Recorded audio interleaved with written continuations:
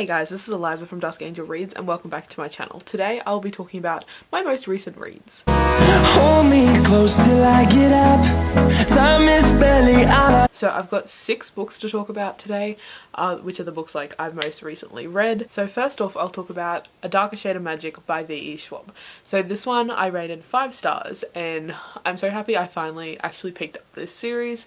It's been sitting on my shelf for like ages. And I'm not exactly sure why I haven't picked it up, but I finally have now because of the A Darker Shade of read-alongs that is happening, that's hosted by Common Spence. So I was finally pushed to pick up this book and I'm so glad I did. I loved it and I actually have the second and third book coming in the mail right now. So I don't think I need to explain this one because it's everywhere. But as for my enjoyment itself, I love the writing. She has amazing world building, the character development is great. Just basically everything about the writing just drags you in, keeps you hooked.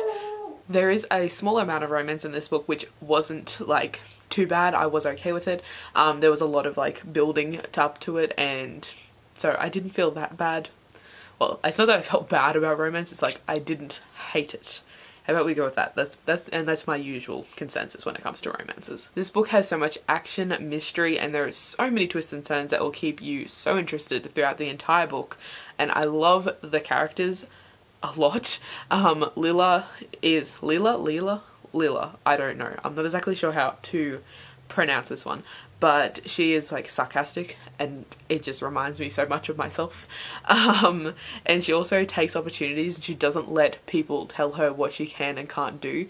She's just like, no, fuck it, I'm gonna do it because I want to do it. And then our next main character is Kel. He is so loving, caring, and he is very protective of the people he cares about. I also really loved his relationship with his brother, Rye.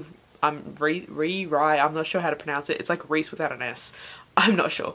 And every single time I tried to pronounce it Reese, because especially if you're talking about like as possession, like it's like, this is Reese's something. It's like, it's written R-H-Y-S, but with an apostrophe. So it reads as Reese. And I'm just like, it was fucking with my head. It really was. But yeah, and then there's also I'm not sure how to pronounce his name. But he is like kind of sweet and innocent, but also like wants to have fun. And like I said, his relationship with Kel is just so good and it's so cute. And then we've got Holland, who I've like feel like I've slightly been spoiled for it, like unintentionally, just because something happens in the end of this book and you think it's over, but then I've heard his name mentioned in the second and third book, so I'm like, well, obviously that's not over because he's coming back. But yeah, anyways, as for Holland, he is mysterious. I don't necessarily hate him like he's the bad guy, but I don't hate him. I'm more curious about him, to be honest. And then there's my favorite character in the whole thing, which killed me a little bit, just a little bit, and his name's Baron. He is not a main character. He's just like the guy that owns the pub, and he is so sweet and he is so nice and I loved him, and then I died. I'm not saying anymore. So yeah, on to the next book. The next book that I finished was an audiobook and it was The Serpents Shadow by Rick Riordan. This is the third book in the Kane Chronicles. I really enjoyed these books. I don't necessarily like love them, and like I did talk about the first 2 in my last recent read, so I'll link it in the cards. But like I said, I don't absolutely love the books, but I did enjoy them. The world is very interesting. The characters are very enjoyable and lovable, and you just can't help but like rooting for them. And there is tons of twists and turns. I cannot fucking speak today apparently. But yeah, there's a lot of action to keep you on your toes, but I think that's like a theme with middle grades, is like they just keep throwing stuff in just so like the younger readers are like their attention's kept.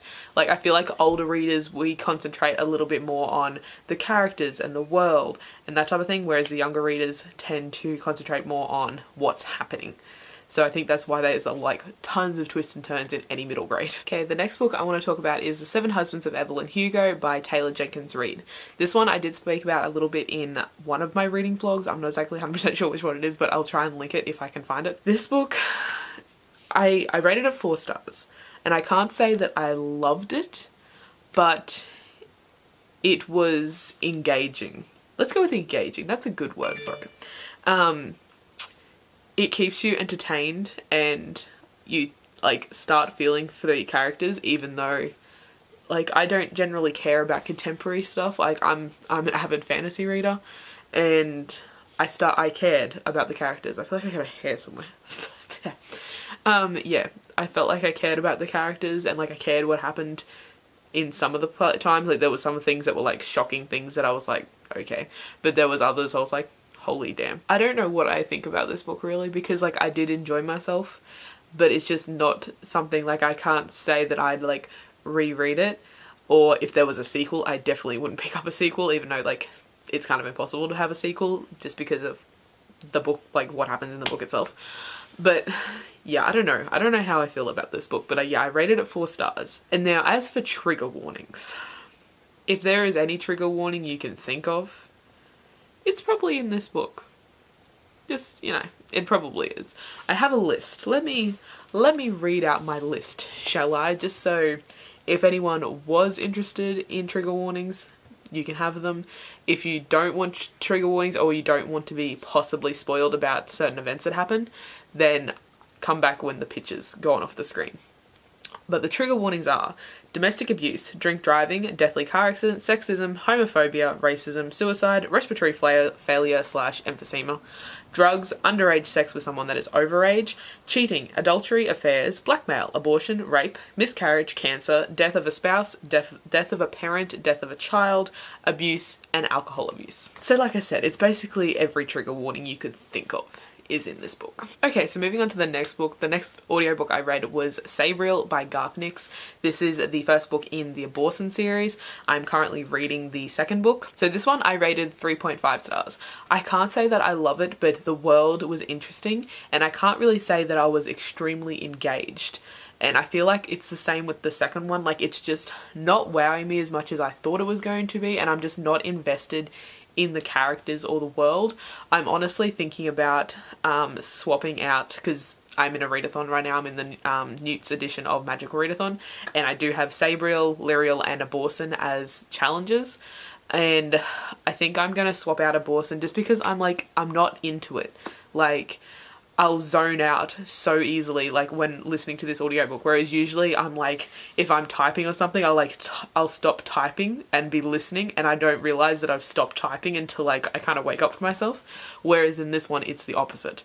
I'm not engaged in the story that much. The world is interesting, though, and there is a lot of world building. Like, it's like a high fantasy world, so you need a lot of world building, because there's a lot of world building, but I still feel like I'm missing something. But yeah, I don't know. But yeah, like I said, I'm not sure if I'm going to continue on to Abortion. I'm not even sure if I'm going to finish Lyriel, really. But it's not bad, it's just not engaging me. Okay, so the next book I read was Grace and Fury by Tracy Banghart. This is the arc, that's why it doesn't have the title on the front, it's on the back.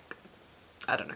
Anyways, so yeah, this was the next book that I read. Obviously, I physically read this. As you can see, there's like, I don't know if you can, it's too bright. There's a lot of annotations in here. There's not as many annotations in this as there is in other books that I've read recently, because I don't feel like there was like a ton of things that I needed to annotate. Like, there wasn't like a shit ton of amazing quotes or a lot of interesting world building that I wanted to like mark out so I didn't forget it, and things like that. And there wasn't like a lot of like shocking points or like unexpected things that happened. So I did rate this one 4 stars, and I have written a review. Actually, I've written a review for this one and A Darker Shade of Magic, which I will link both of them below, and also for another book that I'm about to talk about. But yeah, I will leave the link to my review below. For this one, the first thing is, this is labelled as a feminist fantasy. And while there is feminist elements, if that's a tongue twister, there is feminist elements in this book. I wouldn't say that it is like more feminist than other fantasy worlds where we've got like badass main female characters. I think the reason I'm actually noticing the feminist things is because it's labelled as feminist, so I'm looking for the feminist things. Whereas when I sat down and thought about it, I'm like, there isn't that many in here that's like any different to other fantasy books that have got like strong female characters. So there was feminist things when it comes to women have no rights in this world, but that's the same in other worlds. So I don't think this book necessarily is overly feminist, but it is labelled that way, and I think that's why I actually noticed it. Now, as for the writing, the pacing is pretty good. I can't say that the writing wowed me. Like, it wasn't bad, but there was nothing specific about it that I was like, oh my god, yes. So there's that.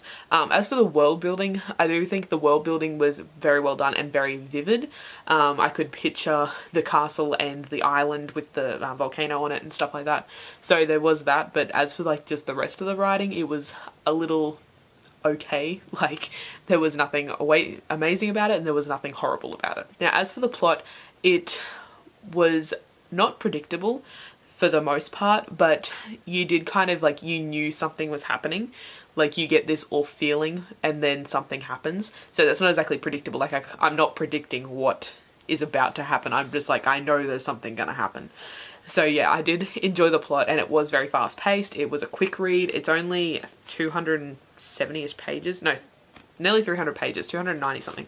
So it is a quick read, and it is very fast paced, so you can get through it pretty quickly. Now, onto the characters. That we follow two main characters, which are sisters. We have Nomi, I think, and Serena. I did absolutely every time pronounced Nomi, whatever her name is, as Naomi, because you add in an extra letter and you've got Naomi, and that's just what I kept reading it as for some reason. I don't know. But anyways, first off, Serena, at the start, I didn't like her. She was a little bit annoying and a little bit up herself, but I did end up really enjoying her in the end because of everything she went through. She turned into a strong female main character, and I did really like her. As for her sister, I enjoyed her more at the start and then disliked her more at the end. So they kind of swapped roles a little bit. Well, never mind. Yeah, so I did enjoy Naomi at the start. Like, I enjoy her personality and stuff, but I don't like the decisions she tried to make, or like just her choices. Like, they either didn't make sense, or they just felt like she was making them just for the point of rebellion. Like, she didn't really think things through. She was just like, this isn't what everyone wants, so I'm gonna do it. And that's what I felt like her personality turned into in the end. Like I said, in the start, I did enjoy her, but towards the end, I stopped liking her. My main complaint about this book is the romance. There's two romances that happened. One of them is a love triangle. The other one is a little bit more believable. So first off, I won't tell you who's who. You can figure it out yourself if you go and read this book. But the one with the love triangle, both of them was very insta-lovey. Like, she didn't know these people from a bar of soap about 10 minutes ago, and now, you know, here we are. So they were very insta-lovey, and they were very love triangle. So that specific romance was like typical YA trope, please get in the bin. I just remembered that guy on YouTube. Anyways, so the other romance was a little bit more believable. It didn't actually feel like love. Like, it wasn't a love romance. It was more like, I've spoken to you, we have intellectual conversation, I'm starting to care about you, and I don't want you to die. Like, that's the kind of level of romance we're on with that second character. So I did really enjoy, I didn't enjoy that romance, but it was more believable, and it wasn't necessarily like a full-on romance. So I did enjoy that one more than that insta-love triangle shite. The next book I read has got hair on the top of it. The next book I read is This Mortal Coil by Emily Suvada. This one I started a while back. I started it before Booktubeathon, and then when Booktubeathon started, I had to put it down because I was only about just under halfway through it, I think, and it was going to take me a while to finish it off, but I didn't want to take that time out of my Booktubeathon reading, so I put it down. And then Magic Readathon started, and it's just been a lot of hectic, and I finally got back to it and I finally finished it. So first off, I fucking loved this book. This is a 5-star read, new favourite for me, and I'm not even sure how to describe it. I have got a full spoiler-free review. I'll link it down below, but I'm still like, how do I talk about this book? It is insane, it is intense, it is a little bit fucked up, and it hooks you from the very start, and I fucking loved it. This is a dystopian novel, a dystopian sci-fi, and it is so unique. Like, there's the whole plague thing that's kind of normal dystopian, but for the most part, most of this book is extremely unique, unpredictable. I don't know what the hell was going on half the time, and it is just so intense. That is like the only word I can use to describe it. Intense and insane. That is my 2 words for this book. So first off, we got the writing. It grips you from the first fucking page. Like, the writing just hooks you straight away. The world building is amazing. Like, everything is so vivid and so detailed, but it doesn't feel like info dumping at all. You're just learning as the book progresses, and you learn as the character goes to new places as well. And this book like is a heavy sci-fi on the coding side of things. Like, we're talking about coding and DNA and that type of stuff, which is something that I haven't personally read about before, I don't think, and it's not something I know about in the real world. So I was a little bit concerned that all like the scientific terms would be confusing to me, but for the most part everything was explained in a way that I could understand it. Like, it was explained well, and it was explained thoroughly, and it was usually because she was talking to herself in her head, like thinking things through, figuring out how it's going to work, or explaining it to one of the other characters. So it was thought out very well, like how this book was written, so that way people could still understand and not get confused with all the scientific side of shit. So then moving on to the plot. The plot is extremely like fast paced. Like, you're going through events really quickly, and there is a lot of events. Like, there is not really any dull moments, and there is so many twists and turns, but it didn't necessarily, like, I feel like in some way, especially dystopians, like the author just like throws in twists and turns just for the point of like to shock you. But in this book, it felt like it was real. It was kind of like in Harry Potter. This is going to sound weird, but in Harry Potter, everything has a reason. Like, everything that is done in the start of the books has a reason, and it is like you find out by the end of it. Like, all the choices that Dumbledore makes, all the choices that Snape makes, everything is found out in the end. And that, I feel, is how this book is going to be. Well, this series is going to be. I'm pretty sure it's meant to be a trilogy. But anyways, so yeah, like, even in the end of this book, a lot of stuff is explained of like why things were happening. So it doesn't just feel like there was twists and turns just for the point of twists and turns. It felt like there was actual purpose to the plot and all these fucking ridiculous things that happened. Now, my one issue with this book, you can probably guess it, is there's a love triangle. It's the romance. Of course it's the romance. It's the only thing I ever hate about books. Anyways, so there is a love triangle in this book. However, it does feel slightly more believable than other love triangles that I've experienced lately. So this one, it's between a character that she knew prior to all this fucked up shit that happens in this book, and then one that she develops feelings for, but there's also something else. I can't explain it at all because it would give away spoilers. I can't talk about it at all. But basically, it felt a little bit more believable because of what she goes through and what you find out right at the end.